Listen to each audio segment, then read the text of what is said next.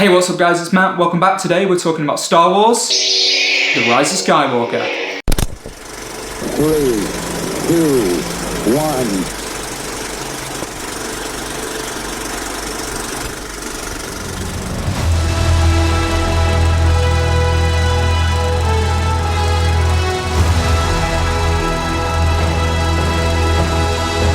The Rise of Skywalker is once again directed by J.J. Abrams and is the final film in the sequel trilogy of Star Wars movies, wrapping up the entire sort of Skywalker story, which is now comprised of a trilogy of trilogies. Is there a word for that? Is there a word for that? A trilogy of trilogies? A trilogy? I had no idea. This movie had a crazy task on its hands. Rian Johnson with The Last Jedi sort of threw a lot of things kind of out the window, which J.J. Abrams initially set up in The Force Awakens. With J.J. Abrams coming back to direct this movie, he obviously had to kind of course correct a lot of that and put things back on track. Now, I've probably got to say going into this that I'm not the biggest fan of The Last Jedi. There are bits of it that I like, there are bits of it that I absolutely hate. Everything with Finn and Rose on Canto Bright is just like, meh.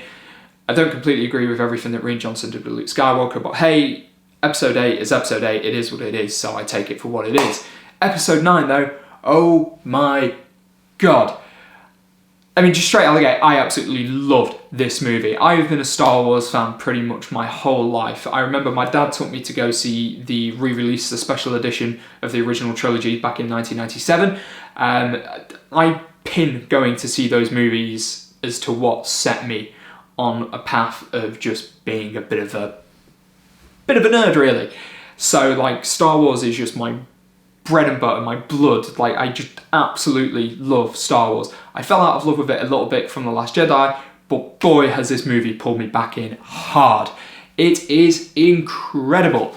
Now that's not to say that it doesn't have its flaws. It is by no means a perfect movie, but then again there aren't really many perfect movies. That being said though, I thought the film was great. It is just non-stop action. It's just go, go, go, go, go. There are a lot of negative reviews out there. A lot of people saying that the first half an hour or so especially feels really rushed. I can kind of get where they're coming from with that. The film had an awful lot to set up because The Last Jedi didn't really set anything up whatsoever. There's no point where you're like, oh wow, this is a bit jarring. You just kind of go along for the ride and it's absolutely great. What can I really say without going into too many spoilers? Not much. Not much at all. Okay, right. Gonna have to go into some spoilers on this one. So be warned, from this point onwards, I'm gonna be talking about spoilers. So go away, watch the movie, come back, and then you can finish up the rest of the video. But I really enjoyed it. I think you will too, if you're a Star Wars fan. Anyway.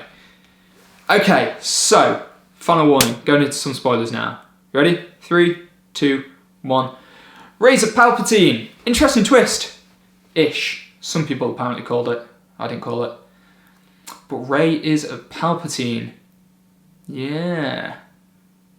Surprising, not all that surprising. It's not really explained too well.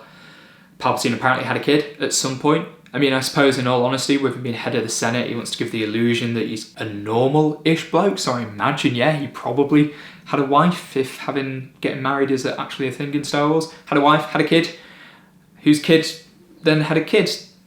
No, wait, had a wife, so he had a kid, and his kid had a kid, which is Rey. Rey, Palpatine's granddaughter. Yeah, I kind of really enjoyed it. I thought it sort of did really well in terms of giving sort of meaning behind Rey's pull to the dark side, which we didn't so much see in The Force Awakens, but we did with Rian Johnson in The Last Jedi. Also, again, kind of explains why she's sort of so OP, because I suppose Palpatine himself is just really strong in the Force, kind of like how Skywalkers are just naturally really strong in the Force. It is kind of explained in this movie why Rey and Kylo are just so strong in the Force. I think they say it's like a diact or something. Just two beings who are just crazy strong, but they're crazy strong because of each other, which again is kind of explained in The Force Awakens, I think, like, or is it in The Last Jedi? Snoke at some point definitely says like, oh, darkness grows and light rises to meet it. So as one of them gets more powerful, the other one gets more powerful.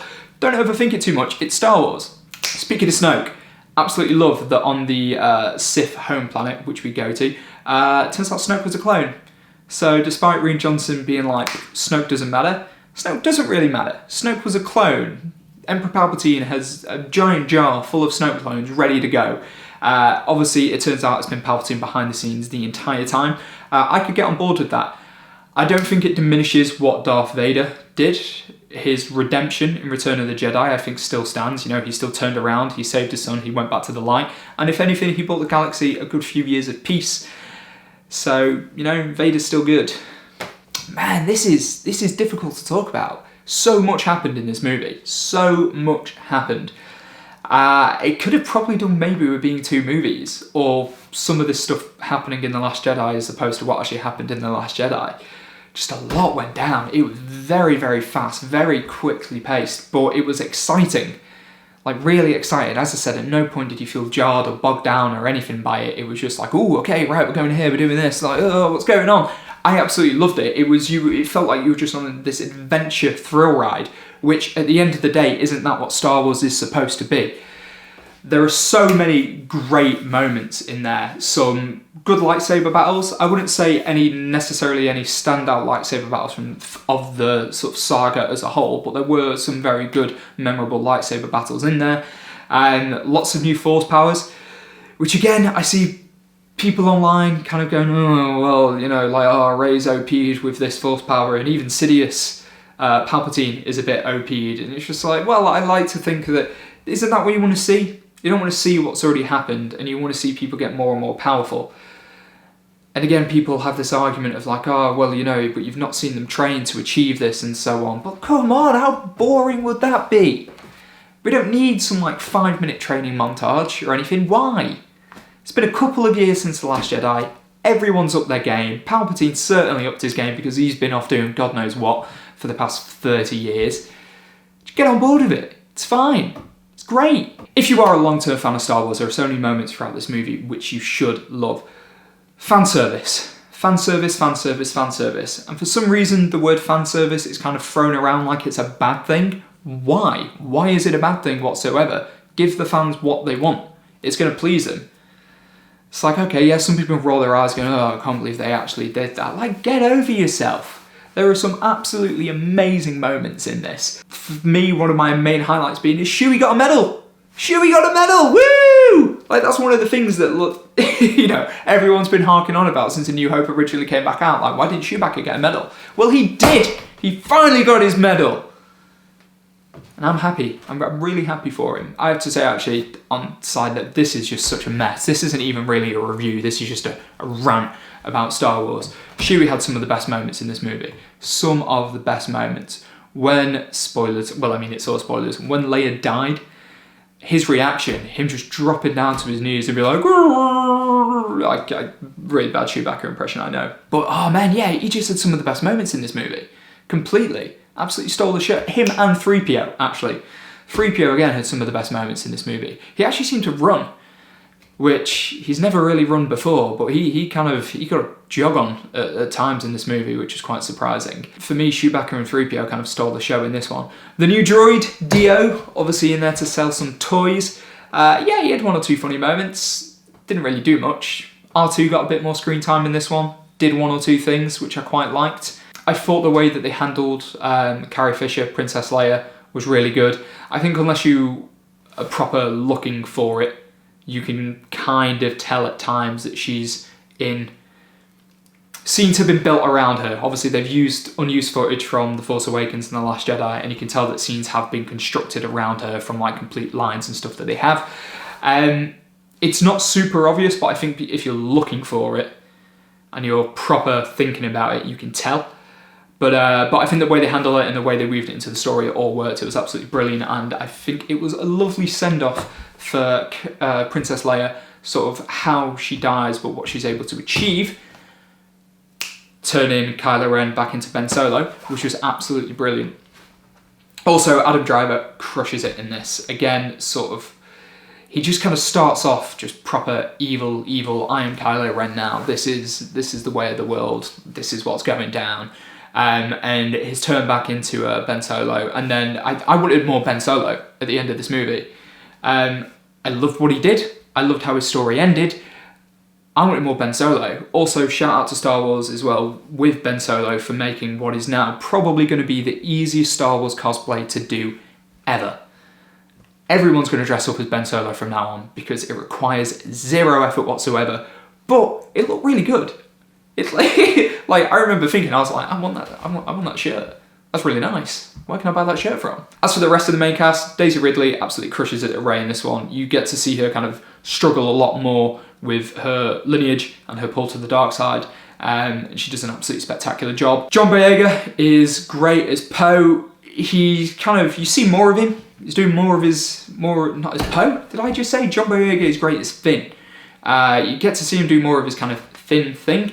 There's kind of a running thing throughout the movie that he needs to tell Rey something, and nothing ever comes of it. It's kind of a plot point that they've left dead.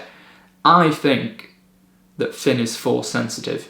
It seems that he's Force sensitive.